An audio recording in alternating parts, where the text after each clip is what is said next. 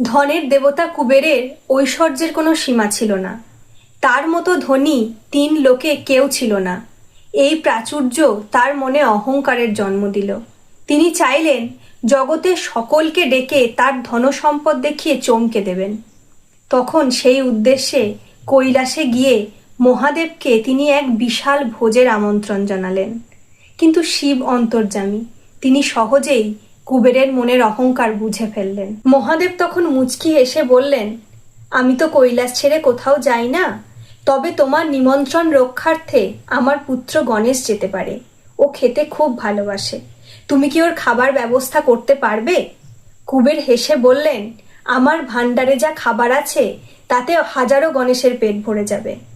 মহাদেব তখন কুবেরের স্বর্ণপুরী অলকায় গণেশকে পাঠালেন। অলকায় পৌঁছানোর পর কুবের গণেশকে রাজকীয়ভাবে খেতে বসালেন। সোনার থালায় একের পর এক সুস্বাদু পদ আসতে লাগলো, কিন্তু গণেশ নিমেষেই তা শেষ করে ফেললেন। যত খাবারই আনা হোক না কেন, গণেশের পেট ভরে না। এইভাবে কুবেরের রান্নাঘরের সমস্ত পদ শেষ হয়ে গেল।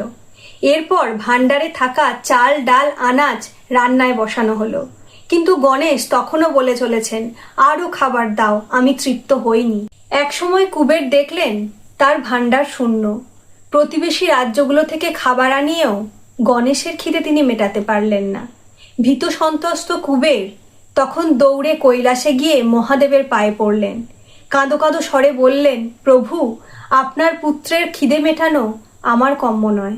মহাদেব তখন মাতা পার্বতীকে বললেন গণেশকে এক মুঠো ভাজা চাল দিতে। মাতা পার্বতী পরম মমতায় এক মুঠো ভাজা চাল গণেশকে দিলেন। সেই এক মুঠো চাল খেয়ে গণেশ ঢেকুর তুললেন এবং বললেন, অহংকারের অঢেল আয়োজনে আমার পেট ভরেনি, কিন্তু ভালোবাসার এই এক মুঠো চালে আমি তৃপ্ত হলাম।